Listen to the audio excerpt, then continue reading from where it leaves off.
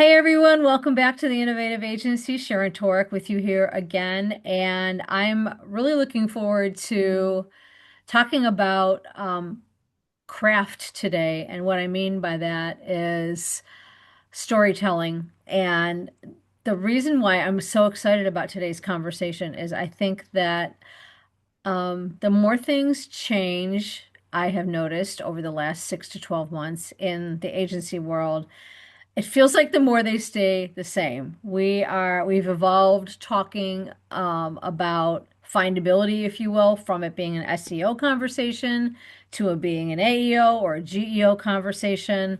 Um, and we've also evolved from talking about content marketing from it being an inbound versus outbound discussion to it being a who is writing the darn content conversation. And so lots of things to delve into when it comes to content, storytelling, authenticity. And so I'm thrilled to invite David Ebner here.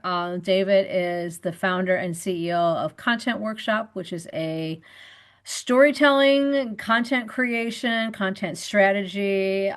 David, you do quite a few other content related things, but I want to welcome you. Thanks for being on the show today. Absolutely. Thanks for having me, Sharon. Yeah.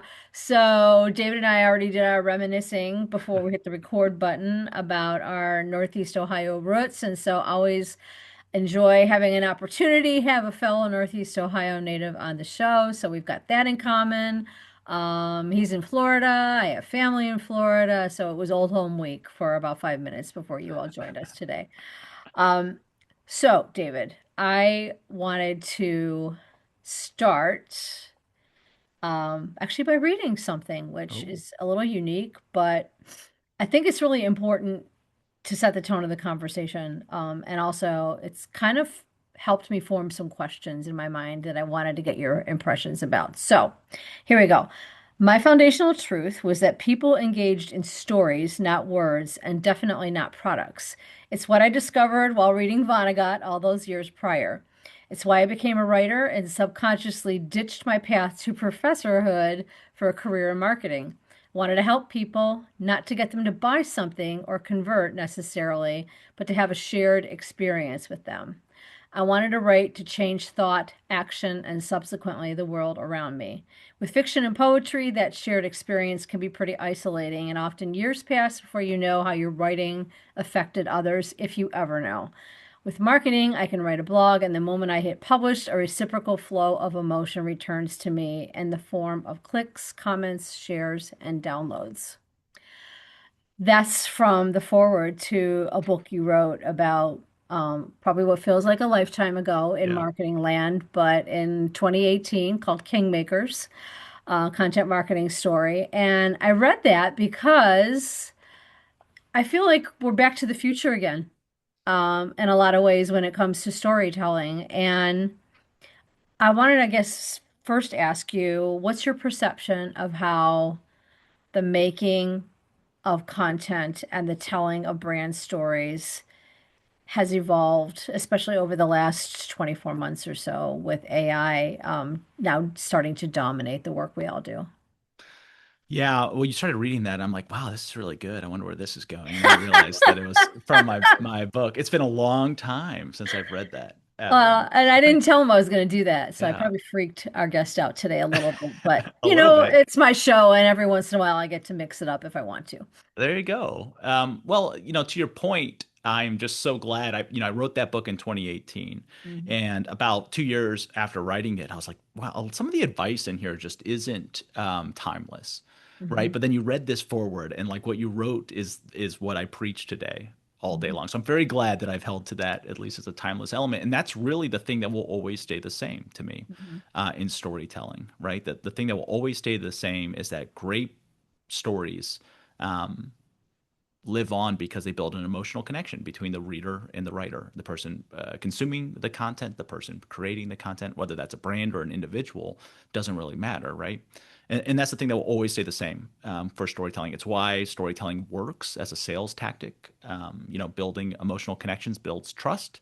Trust is just on a repeatable scale delivering on the promises that you make. Those are you giving value to an audience, and then also your products and solutions that you sell to.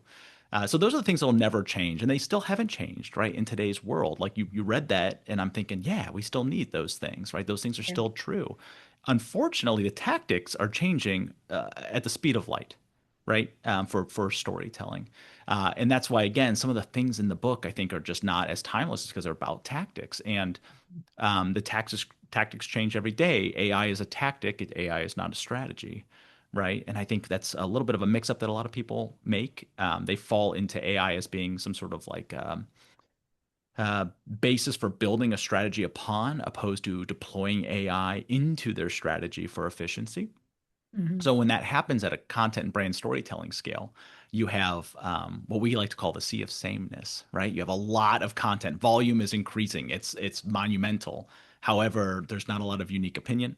There's not a lot of unique language usage. By definition, these tools are predictive text models. They're trying to generate predictive text, so you get a lot of sameness out of Right. that. And so when people don't spend the time and energy editing, they just get the slop that they call the AI slop. And that's the world we live in now. So actually, again, all those things are still the same. It's both harder to stand out because there's so much volume out there, but also easier to stand out if you're the ones that are, zigging where everybody else is zagging, as it were. Hmm. How do we zig? I think everybody Yeah. listening to this who's running an agency wants to understand they are, a lot of agency owners are accidental agency Yeah. owners. They came up through it either because they were sales gurus or they were proficient in a craft that is employed in marketing strategy and ended up running their own shops. And so how do they accomplish that? What are the ways that they can sort of hold firm on brand authenticity, genuine storytelling, human connection, Mhm. which is something that everybody seems to be worried about, but nobody seems to really be clear about maintaining in marketing. So, what are your words of wisdom for those folks? Yeah, it's tough. A lot of people are in there, start an agency for all the reasons that you described, but they were for some reason a differentiator, right? They felt like they had something to bring to market that either didn't exist or didn't exist exactly that way. Mm-hmm. They were already zagging, and that's why they're still an agency owner today. I think it's hard once you get upstream from that. You have employees, you have teams, you have people who you're responsible for, people you're leading. To keep zagging is really hard, right? Or keep Hmm. zigging, as it were. I think you do that from an agency point of view, from a like producing your own content point of view. If we're talking about marketing your own agency, I think it's all about saying the quiet part out loud, which is, that we're all thinking a lot of things up here, up in our heads, if you're not Hmm. watching with us, about um, that things that just don't make sense, or there's misalignment somewhere, or there's this huge open space that nobody is in. I think it's really important to market those ideas, and look bold. Be bold with your ideas. Be a thought leader, and being a thought leader is not just jumping on other people's thoughts or being a negative word out there when somebody says something you saying that's not going to work. No, thought leadership is about having an avant-garde idea that people aren't talking about. It's Hmm. like the theory of leadership, right? There's the old adage that this this older man like was walking down the street, and he found this person, said, "Hey, can you tell me where my people went? I need to go lead them." Right? Opposed to the Hmm. leader being in the front of the pack, pushing through in an area that is undiscovered yet. Right. So I think that's the way you do it on a marketing level, from a solutions point of view. If you're offering solutions to your clients, they all want to hear AI because their bosses are telling them they have to use AI. There's some great memes out there, if you don't indulge in the meme universe as I do, about corporate America and executives forcing kind of AI down on their teams with no Yeah. specific strategy or solution in mind, just being told that they have to use it, and then following up and asking, what efficiencies have you gained? Which is not how that's not how this is going to work, right? It's Yeah. it's not going to be effective that way. But you offering a solution to them where they can look like a superstar to the powers that be, the people they report to, your customers' bosses. That's going to help you a lot. You helping your point of contact become more employable because they're all concerned about that will help them Mhm. a lot. And from an agency point of view, training them how to use these tools is extremely beneficial to them so that they feel comfortable in their own role. They can sell that up to their executives, as well as if for some reason they do lose their job, they're more employable somewhere else downstream too. So anyway, that's a couple of ways, I guess, to Yeah, no, I mean, just pulling at that last thread for a minute, I have long sort of stood on the soapbox of teaching, training, creating education as an additional revenue stream for Mhm. marketing agencies. And it's always a hard sell. Well, agencies and monetizing their IP is, in my experience, always a hard sell, Yeah, anyhow. But it's always a hard sell because of two things. First of all, t the time to create the training, the education, the resources. But second of all, are we eating our own, are we teaching them how to eat their lunch without us serving it to them by yeah, doing those things? This has been sort of the first juncture in all my time of representing agencies where I think agencies are really taking a hard second thought at teaching and being learning resources to their clients in addition to the makers and the creators yeah. that they're used to being. Have you found clients and brands to be more receptive to this and more willing to invest in engaging your agency to do this kind of stuff? Yeah, recently, yes. In the past, not so much. So we actually during COVID, we lost half of our clients, Hmm. but we did get a little bit of PPP money. So we decided to use that money to build our own training course Hmm. and provide it to the public to help teach them how to deploy creative writing, artistic skills in commercial ways via marketing. So we built an entire platform. So when you talk about the investment of Hmm. time and energy to build and train and build kind of like that as a product, it is immense to do it Hmm. effectively. Um, so fast forward to today, we actually have people coming to us asking us now to teach them how to do these things. And what we're doing, and maybe it's valuable for other agencies as well, is like we're baking in the training as part of the deliverable for the other deliverables in the same vein, right? So if all you're doing is the training, it's really hard to get people to buy that. But if training comes with, we're also going to produce the content, and then we're going to train you how to do it in the same process, the same flow. It's a Hmm. lot easier to sell Got it. because there's actual tangible deliverables on top of this training concept. And everybody wants a playbook. They want to leave behind. They want templates. They want you to give them tangible items, even if you are training that they can go and deploy. So that's a Hmm. really important part of it. Earlier this year, we actually, I don't know when this will air, but about a month before now, so let's call it November of 2025, we Okay. launched a new studio for our company. We have a few different business lines, and we launched the AI studio, which essentially a client came to us and said, "We need to start using these tools. We've been forced to use these tools. Can you help us build a function? Help us build an AI ecosystem? Help us build?" And we didn't realize at the time that we were so far ahead of a lot Hmm. of different companies with the understanding of AI application, not just for our own purposes, but just in general, because we have a lot of curious, very overly educated people around here. So Hmm. we've been learning about it for a long time. So we were able to build this entire plan for them, and now we're getting asked by multiple clients, like, "Hey, can you build me or us a an AI ecosystem for our marketing?" Yeah. Would you have done that, but for that specific client having asked you for the help? Yeah. Yeah, we were already in the vein of discovering that. But man, the Okay. number of times that we have launched a new product because one client asked us to do it for them and we had never done it before. I mean, that is talk about like staying relevant in the future at any time as an agency.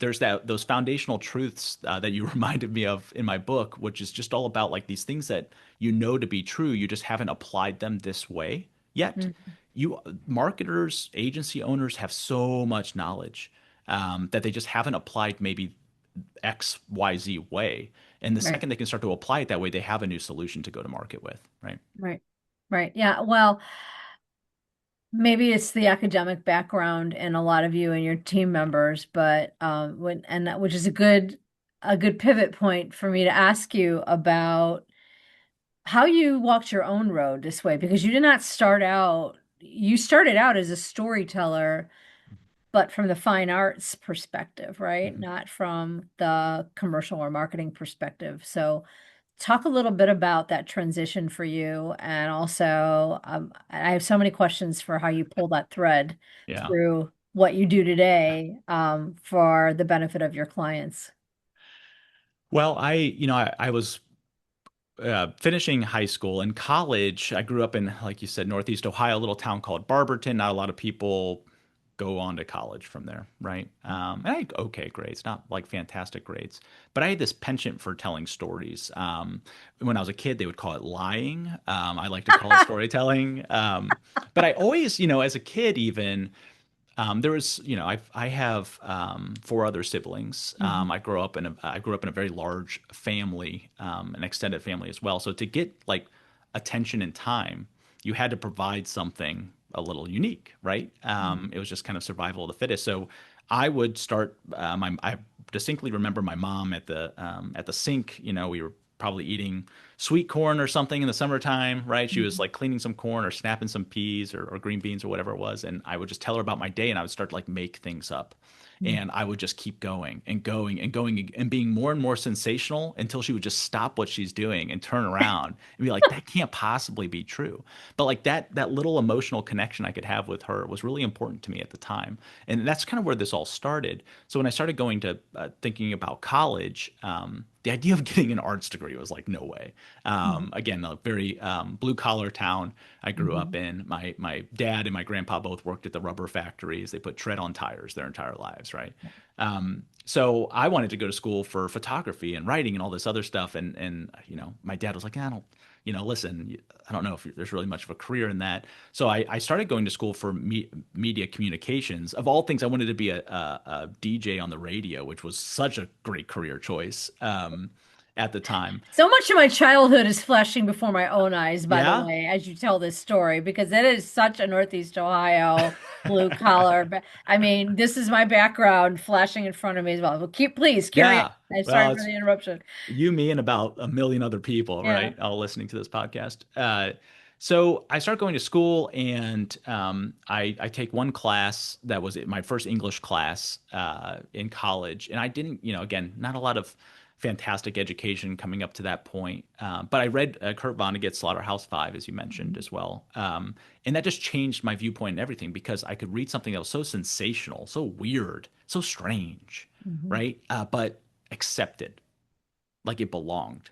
And then I realized that that's where I wanted to go and what I believed in. So I would go down the path of creative writing as an undergraduate. I graduated in 2008. There are no jobs for anybody, let alone somebody with a degree in English. I sold Mhm. running shoes for a while. I worked for a men's fraternity for some time, which was really rewarding. And then I went to grad school for to get a fine arts degree in creative writing. And at that point in time, I was so broke. I had no money. I'm getting a fine arts degree at a private school of all things. Um, that I started to think of ways that I could, deploy this skill set to make me actual money. And then I Mhm. started to realize instantly all the stuff I'm learning in school about uh, tactical storytelling in an artistic way applies like almost one for one in a commercial way when it comes to marketing. This idea of storytelling as a notion for selling things, for marketing things, it was like a light switch just like turned on for me. Mhm. Um, and that was kind of my transition. Again, at that time, I thought, maybe I'll be a professor or something. Maybe at some point in time, I'll write something somebody will read.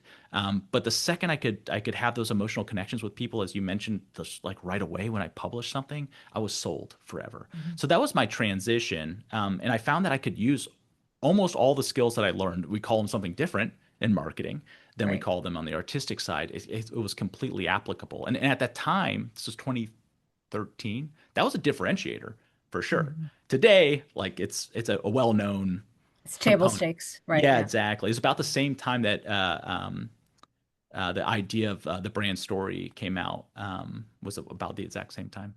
Yeah.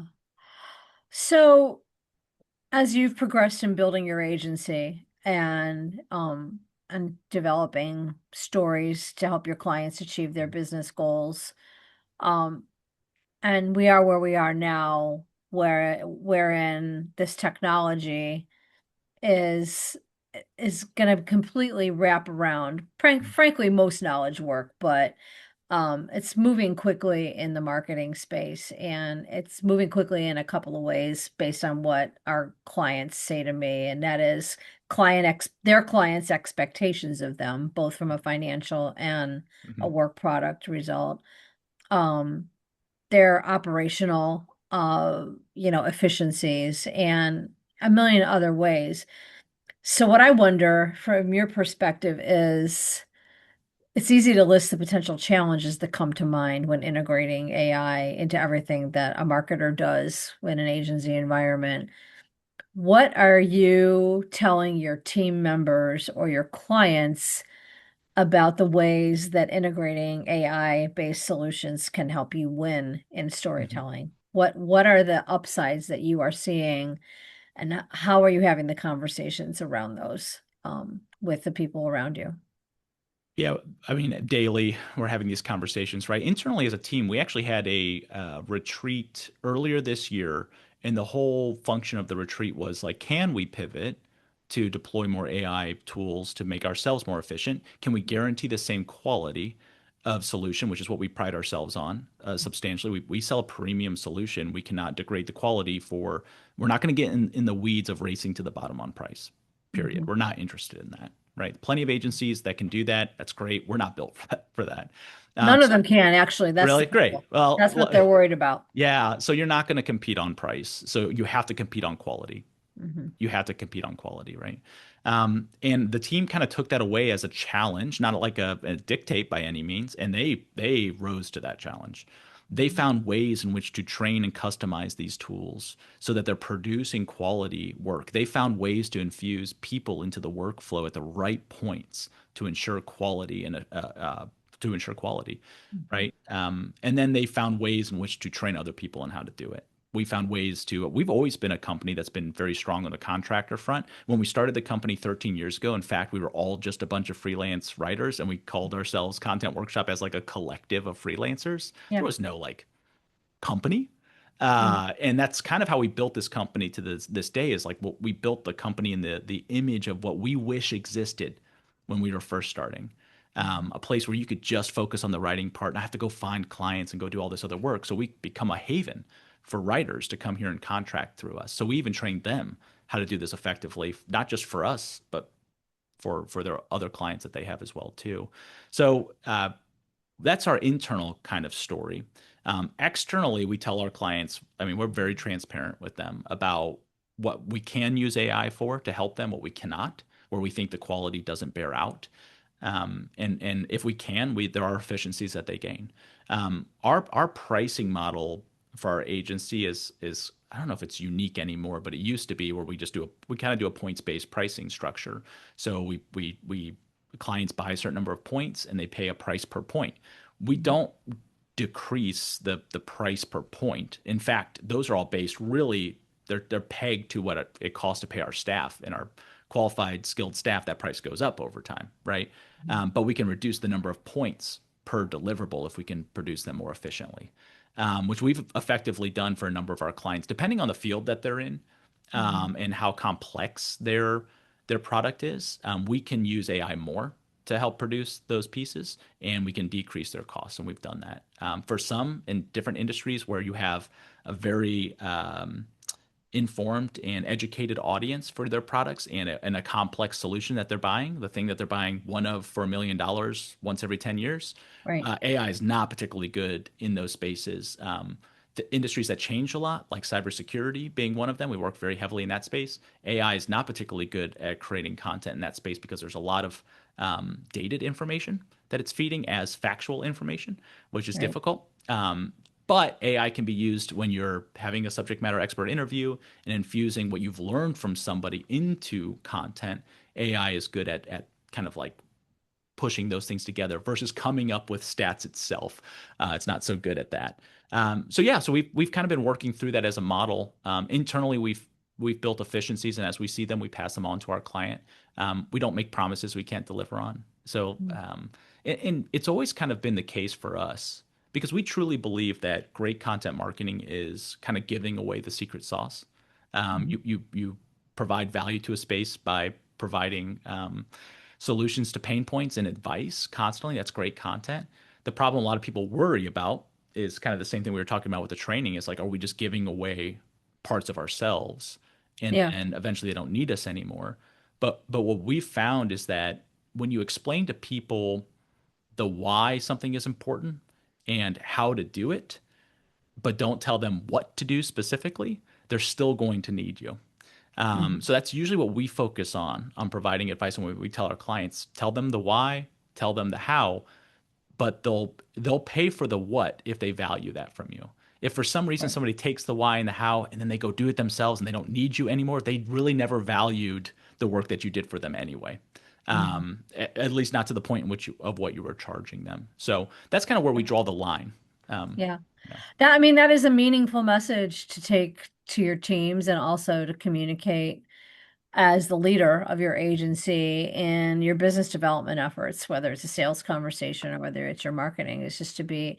And I appreciated your bringing forward the business model and all of this because I think what a lot of agencies worry about is this just going to be, we're not interested in competing on price. Right. However, um, it's constantly coming up in the sales or the account management conversation with their clients about, well, what are you doing to integrate AI-based tools and how is it going to achieve economies for us? Mhm. Either we're going to want you to do more with, or we're going to want to pay you less, or both Right. those things. And sounds to me like you've used, and it is a little bit legacy at this point, a Yeah. points-based pricing system. Mhm. But you're putting the client in control of how they want to consume their spend, Mhm. based on how much AI is integrated into the delivery process, which, Yeah, that's exactly right. That's actually kind of always been our model in the points-based system. If you put them in control of the allocation of those points, yeah, then they can like, use as long as it's in your wheelhouse of what you can allocate them for. It yeah. doesn't, and by not decreasing the price per point, you're saying like you're not going to pay less. Your retainer is still X dollars.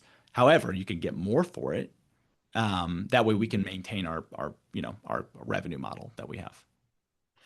Do you or do you think your team members feel a higher degree of burden maintaining consumer trust in your clients' brands based on the proliferation of AI in content creation right now? Do you think it's getting harder to create the stories and the content that will help consumers trust your clients' brands? I don't actually. Okay. I think it's actually getting easier. Oh, okay. So expound. I Yeah, want to, exactly. yeah, this is a refreshing point of view. Okay. Yeah, I think because we understand, our team understands the foundations of what we do. And again, this is for agencies out there that existed before AI. You're going to understand this really well, right? There's plenty of agencies that started after AI that deploy AI as foundational knowledge of how things work. And Right. unfortunately, when the people don't understand the foundations of how they work, you're going to hit a lot of roadblocks and a lot of questions you don't have answers to, Hmm. which is going to cause a negative relationship with the client and eventually probably lose you some clients. But since our team here they've advanced degrees in English. I have a master in fine arts. We have a member of our team with a PhD in English. She was a professor before coming over to our team.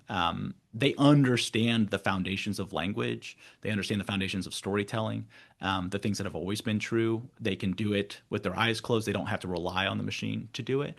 It's a lot easier for us to answer those questions and have authority in those rooms when we say the things that we do say, which is helpful. And our every agency, it has far less to do with what you produce and more to do with the relationship you have with your point of contact, right? Like everything is about the person you're working with every day in the trenches and how you help them look better and perform better. Hmm. And there's a lot you can do on that front that has less to do with the actual deliverable you're handing them. Now you have to still have fantastic deliverables, but we have really great relationships with our points of contact at the companies we work with. And over the last couple of years, what we've noticed is we actually have fewer clients. We have fewer clients now than we had 3 years ago, 2 years ago. The client pool is shrinking for Hmm. us because the gap between those that can afford to invest in brand storytelling and those that can't is growing. Hmm. Those that can't are going to rely on AI tools, probably lower priced agencies if there's an option out there for that. The ones that can are going to look for someone who is a differentiator, who's been doing this a long time, who has, can back up what they say with the actual production itself. So we've kind of trimmed off a lot of those other clients and kept a core group of them, but they're growing massively organically. So we're seeing a lot of organic growth because there aren't a lot, I think, of options out there where people understand this stuff foundationally and can continue to do it on the foundational level. So that's why I don't have a lot of concern on that front. It's just the relationship we have with our clients is very solid and honest and built on trust. It's our first core value as an agency is trust. We have the foundational knowledge to pick up whatever balls are dropped by other. And that's actually one thing that is we're noticing a lot of is that we have clients who work with multiple agencies and they tell us, if y'all provide this service, we'd rather buy it from you than them. And sometimes that's an opportunity for us to add those services on, and we've done that in the past. Other times it's not in our wheelhouse at all, and we don't want to do that. But Right. those relationships, I think, are really where it all rests on the relationship. Well, it just gets me, it just gets me back to the place in my brain where I always is always where I start and find myself finishing when I think about AI and its impact on the agency world, which is everything old is new again. I Yeah. mean, in terms of findability, we're back to the basics of communications and PR. It's being known for Hmm. something, whether it's a proficiency or a point of view. And to your point just a second ago, it's the power of strong relationships with your clients, as well as probably prominence in a particular client industry or vertical. I mean, Hmm. and niching for agencies has always been powerful pre-AI, and it Yep. sounds like from your perspective, post-AI, understanding the environment your clients are navigating in is still powerful, and it's still a differentiator, and it still kind of overrides what any particular technical tool Hmm. might do to affect the work or the relationship.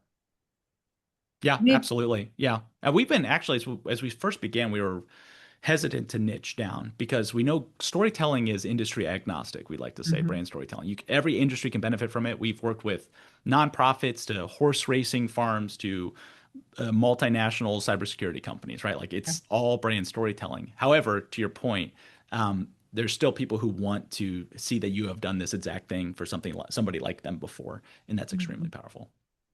Right, or maybe you did something different, but it was in the same Hmm. industry that they're in. Yep. And I think that niching and expertise can be vertical or horizontal. So in your Yeah. case, it happens to be storytelling. It's Yeah. just not vertically That's integrated right. that way. Yeah. What do you see over the next 18 to 24 months in terms of AI and its impact on content marketers, agencies who that's their bread and butter, creating content marketing for their clients? Yeah, I think agencies that create content are going to have to become AI experts if they want to like exist. That Mhm. doesn't mean that you forego how things work well today, right? That's one thing that we've learned, and us as a company, we're evolving too. Like I said, we launched our AI studio, which is primarily training. The whole Mhm. concept is like to upskill our points of contact so they keep their jobs. That's Right. really kind of what we're trying to do. Love it. Love Uh, it. Yeah. and secondarily, we're building our own tools too. Mm. We're essentially taking our entire process that we've honed for 13 years, and we are finding ways that we can infuse AI and automation, and then turning that into a piece of software that we can sell to people too. And the same concept is right. It's if you want to survive as a content agency in this era, you have to have a really great process, which most of them do if they've been around for a few years, whether that's Right. the ideation to the SME interview to the outline, the brief, to the editing, the writing, the revision, the creative, all that process. Think of like your whatever project management tool you use, all the steps in there.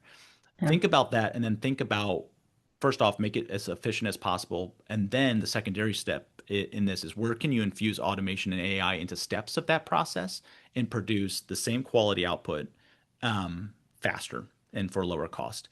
That's really how most people should be using AI, and this is the big, I think, miss with AI when the executive team says you have to start using it, but with no direction. Um, Hmm. a lot of people look to AI as the part of the strategy instead of a tactic. If you just take a step back and look at processes that work really well for your company, your agency, whatever it may be, your marketing team, and you have those written out and you create fantastic SOPs, all they are steps. And then you can start to look at ways you can infuse AI into those steps and where humans need to be part of that process and where they don't need to be part of that process. And agencies, especially content producing agencies, need to do the same thing. They need to do the same thing. We like to think of it as an AI sandwich. Is the way we think of it. It's humans are the bread. The AI is what's in the middle, right? The humans come up with the creative ideas for the content specifically. At some point in time, we can hand over enough information to a well-trained AI system that can Mm. produce some volume for us, and then humans are doing the quality assurance at the end, right? And if you can build a system that makes a nice AI sandwich, that Build works a really well. sandwich, everybody. I love it. Go make a I hoagie, go make I'm yourself a seeing, sandwich. yeah, I'm seeing menus. I'm seeing all kinds of different ways we could collateralize this. Yeah. No, but I mean, that is really a great recipe, if you don't mind the pun, for how to think about integrating the AI, because I do think that right now we're trying to throw AI in the sauce. We're trying to put it in the dough for the bread, and it doesn't need to be in all those places. Nope, it doesn't. In fact, Yeah. it hurts you. And I think people rely super heavily on it. Even fantastic writers. We found some writers that we work with, we say we're going to start using AI as part of the process. A lot of them will step back and let AI take over too much of the process. And Yeah. then they submit an article for the editorial process, and it is just not good enough. Like we Hmm. can't even use it from an editing point of view. Right. And it's obvious that when people are given the option of something that takes less time and can make them more money, they're going to lean into it really heavily unless you have boundaries of how to do this. And we're talking about well-skilled writers who are just kind of like, well, if I can do 12 instead of 5, I'm going to do that. So I think it's really important to have those boundaries, to not let people lean too heavily into them and set up kind of the working rules for these tools. Mhm. Well, a lot of kernels of optimism in this conversation for agencies that, consider content marketing and storytelling a huge swath of the value that they bring to their clients. So, David, I really appreciate you telling us your story and showing us how you're making the hoagies at Content Workshop. I think that there's been good takeaways here for every agency owner and leader that's listening, who is concerned about how AI is going to impact their ability to be profitable, sustainable, not one of those agencies that feel like they have to race to the bottom when it comes Yeah, to pricing. And so a lot to think about and build on. And so I really appreciate you sharing your expertise with us today. And why don't you let people know where some of the best places to find you and Content Workshop are if they want to get in touch? for sure. Contentworkshop.com is a great a great place to find us. There's actually a little chat window there that's got my face pops up that actually comes to my phone. So people don't Ah, avail me of this. I give them this option all the time, like go there and start a conversation with me. okay. It will come directly to me. I Link I did see the pop-up. I did not know that it went It's to my you. Now face I and know. everything. Yeah. Yeah. But anyway, there's that's a great way to get a hold of us to learn more about Content Workshop, of course. You can find us on LinkedIn. I'm David with a J, Ebner. The J is silent. I like to say it's just like a little SEO joke. It's the way to write me. Um, David J. Ebner, you can find me there and chat. And I'll add that I would love to be a resource to you. If you're an agency and you have questions about this or you want some help, reach out to me. My friendship is always free is a slogan that I've adopted a long time ago. So if I can help you and talk about the why and the how, or even maybe give away a little bit of the what, I'd be very happy to do that. Because better marketing isn't just good for the agency owners. It's good for society, right? Like it's better for society if we're all producing higher quality content that elevates the discussion rather than kind of devolves everything to kind of a sea of sameness level. So anyway, if I can be of a service to you, reach out, please. I agree with you. In its purest form, it is about helping and Mhm. creating connections. And so, totally on the same page with you there, and totally appreciative of you sharing your time with us today on the podcast. And so, David Ebner, thank you very much. And for the rest of you who've joined us today, thank you so much as well. And we will see you on the next episode. Take care, everybody.